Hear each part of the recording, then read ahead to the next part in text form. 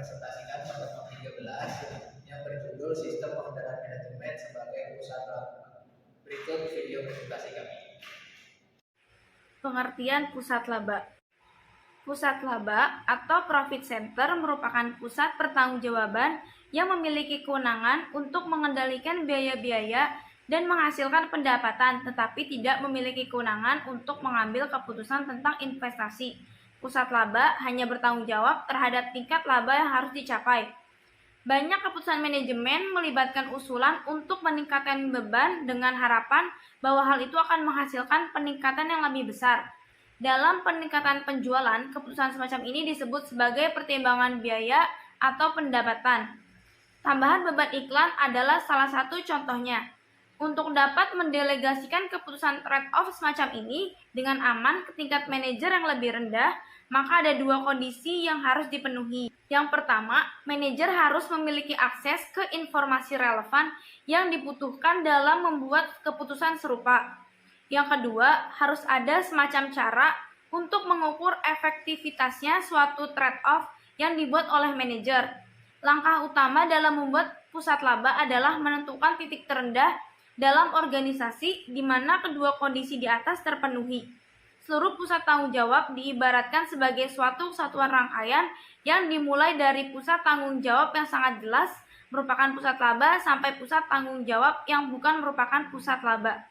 Pusat laba dalam sistem pengendalian manajemen. Pusat laba merupakan pusat pertanggungjawaban di mana kinerja finansialnya diukur dalam ruang lingkup laba, yaitu selisih antara pendapatan dan pengeluaran.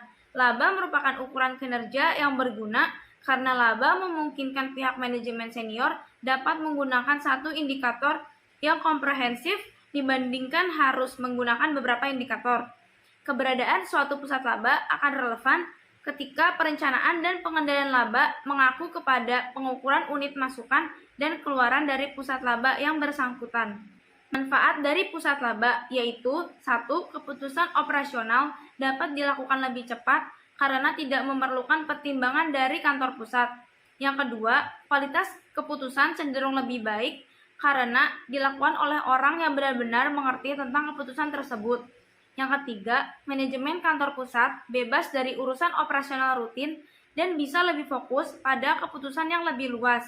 Yang keempat, kesadaran laba lebih meningkat pada manajer pusat laba karena ukuran prestasinya adalah laba.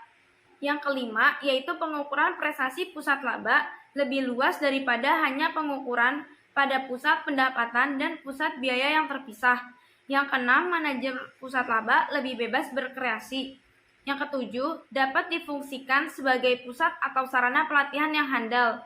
Yang kedelapan, memudahkan kantor pusat untuk memperoleh informasi profitabilitas dari komponen produk-produk perusahaan. Yang kesembilan, untuk meningkatkan kinerja bersaing karena outputnya siap pakai atau jelas dan sangat responsif terhadap tekanan. Kelemahan pusat laba yaitu 1. Manajemen kantor pusat kehilangan kendali mengenai keputusan yang telah didelegasikan. Yang kedua, manajer pusat laba cenderung hanya memperhatikan laba jangka pendek. Yang ketiga, organisasi yang pada awalnya bekerja sama antara fungsi satu dengan yang lainnya menjadi saling bersaing. Yang keempat, terdapat kemungkinan peningkatan perbedaan pendapat dalam pengambilan keputusan yang dapat menimbulkan pertentangan antara pusat pertanggungjawaban. Yang kelima, yaitu tidak ada yang menjamin bahwa divisionalisasi pada masing-masing pusat laba akan menjamin peningkatan laba perusahaan menjadi lebih optimal.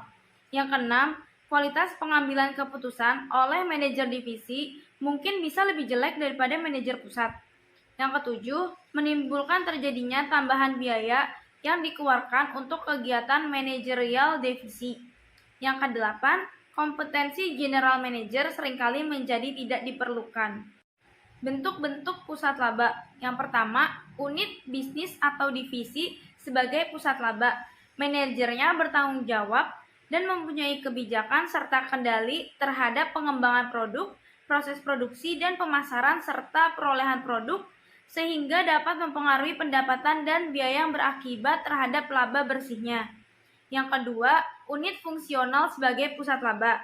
Pada perusahaan multibisnis, setiap unit diperlakukan sebagai penghasil laba yang independen, tetapi bisa saja terorganisasi dalam bentuk fungsional. misalnya pemasaran, manufaktur, dan jasa. Unit usaha sebagai pusat laba.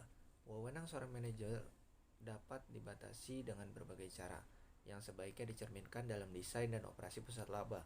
Hal utama yang harus dipertimbangkan adalah adanya batasan atas wewenang manajer unit bisnis. Batasan dapat muncul dari unit bisnis lain maupun dari manajemen korporat. Batasan-batasan tersebut ada 3. Yang pertama, batasan dari unit bisnis lain. Salah satu masalah utama terjadi ketika suatu unit bisnis harus berurusan dengan unit bisnis lain. Batasan dari unit bisnis lain akan semakin tidak terlihat apabila keputusan produk, keputusan pemasaran, dan keputusan perolehan dilakukan oleh satu unit bisnis. Di samping itu terdapat sinergi antar unit bisnis. Yang kedua, batasan dari manajemen korporat. Hampir semua perusahaan mempertahankan beberapa keputusan, terutama keputusan finansial pada tingkat korporat, setidaknya untuk aktivitas domestik. Yang ketiga, batasan atas wewenang unit bisnis. Untuk memahami sepenuhnya manfaat dari konsep pusat laba, manajer unit bisnis akan memiliki otonomi seperti presiden dari suatu perusahaan independen. Pusat laba lainnya. Perusahaan multibisnis biasanya terbagi dalam unit-unit bisnis, di mana setiap unit diperlakukan sebagai unit penghasil laba yang independen. Yang pertama, pemasaran. Aktivitas pemasaran dapat dijadikan sebagai pusat laba dengan membebankan biaya dari produk yang terjual. Yang kedua, manufaktur. Aktivitas ini biasanya merupakan pusat beban, di mana manajemen dinilai berdasarkan kinerja versus biaya standar anggaran overhead. Yang ketiga, unit pendukung dan pelayanan. Unit pendukung dan pelayanan seperti pemeliharaan, TI, transportasi, teknik, konsultan, dan lainnya. Beban yang digunakan merupakan pertimbangan utama, jadi manajer harus mampu menentukan biaya pelayanan yang ekonomis meskipun berasal dari pemasok luar. Yang keempat, organisasi lainnya. Yang dimaksud dengan organisasi lainnya dalam hal ini adalah kantor cabang. Suatu perusahaan dengan operasi cabang yang bertanggung jawab atas pemasaran produk di wilayah geografis tertentu seringkali menjadi pusat laba secara alamiah. Lalu ada permasalahan dalam pengukuran kinerja pusat laba. Dalam mengukur prestasi pusat laba ada 4 masalah yang memerlukan perhatian khusus. Yang pertama, masalah alokasi pendapatan bersama. Pada dasarnya, konflik bisa timbul atas alokasi pendapatan di antara pusat laba. Yang kedua, masalah alokasi biaya bersama. Beberapa jenis biaya bersama yang perlu dialokasikan antara lain. Yang pertama, biaya overhead pabrik tetap. Kedua, biaya departemen jasa. Ketiga, joint cost. Dan yang terakhir, biaya kantor pusat. Yang ketiga, masalah penentuan harga transfer atau transfer price. Harga transfer mempunyai 2 peran yang bisa saja mengakibatkan konflik. Yang pertama sebagai harga. Harga transfer merupakan pedoman bagi pembuatan keputusan lokal. Yang kedua, harga dan pengukuran laba. Membantu manajemen puncak mengevaluasi pusat laba sebagai entitas yang terpisah. Keempat, masalah pemilihan tolak ukur laba. Ada 5 konsep yang biasa digunakan sebagai dasar untuk menilai prestasi pusat laba. Yang pertama, margin kontribusi. Yang kedua, laba langsung divisi. Yang ketiga, laba sebelum pajak. Yang keempat, laba bersih. Profitabilitas pusat laba, pengukuran prestasi manajemen atau pengukuran prestasi personel. Dimaksudkan untuk menilai tingkat kinerja manajer suatu pusat pertanggungjawaban dalam mencapai tujuan. Pengukuran ini dilakukan dengan maksud untuk proses perencanaan, pengokoordinasian, pengendalian, kegiatan, dan pemberian motivasi kerja para manajer pusat laba. Penilaian ini hanya sebatas pada pendapatan dan biaya yang memang dapat dipengaruhi atau dikendalikan oleh manajer pusat laba yang diukur untuk menyatakan tingkat keberhasilan suatu pusat laba. Maka hasil pencapaiannya dibandingkan dengan standar atau anggaran yang telah ditetapkan sebelumnya. Penyimpangan yang terjadi diantaranya akan menunjukkan seberapa baik prestasi kinerja yang dicapai. Pengukuran prestasi ekonomi. Manajer pusat pertanggungjawaban tidak hanya dinilai sebatas pada pendapatan dan biaya yang dapat dikendalikan saja, akan tetapi juga meliputi pendapatan dan biaya dari alokasi. Pengukuran kinerja ekonomi ini menekankan pada prestasi manajer pusat pertanggungjawaban sebagai suatu kesatuan ekonomi.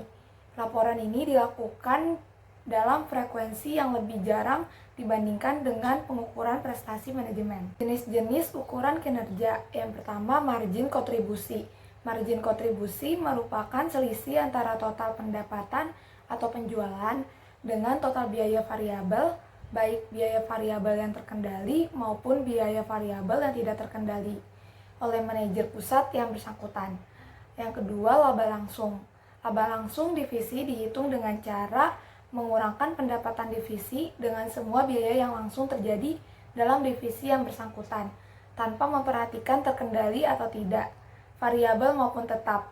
Dalam konsep laba ini, tidak memperhatikan alokasi biaya oleh kantor pusat. Yang ketiga, laba yang dapat dikendalikan. Laba terkendalikan divisi dihitung dengan cara mengurangkan pendapatan divisi dengan biaya-biaya yang terkendalikan oleh manajer divisi yang bersangkutan. Biaya terkendalikan divisi ini meliputi biaya variabel terkendali dan juga biaya tetap terkendali oleh divisi. Yang keempat, laba sebelum pajak. Laba bersih divisi sebelum pajak dihitung dengan cara pendapatan divisi dikurang dengan biaya langsung divisi dan dikurangi lagi dengan biaya dari kantor pusat. Konsep laba ini mencerminkan prestasi ekonomi divisi. Kelima, laba bersih sesudah pajak. Konsep ini digunakan untuk menilai prestasi ekonomi divisi. Divisi dapat dikenai pajak apabila merupakan kesatuan ekonomi yang berdiri sendiri. Namun demikian, konsep laba ini jarang digunakan karena jika presentasi pajak setiap divisi besarnya sama, maka laba divisi sesudah pajak merupakan presentasi tetap dari laba divisi sebelum pajak. Dan yang kedua, keputusan yang berhubungan dengan pajak biasanya dilakukan oleh kantor pusat. Sekian video presentasi dari kelompok kami, kurang lebihnya mohon maaf. Wassalamualaikum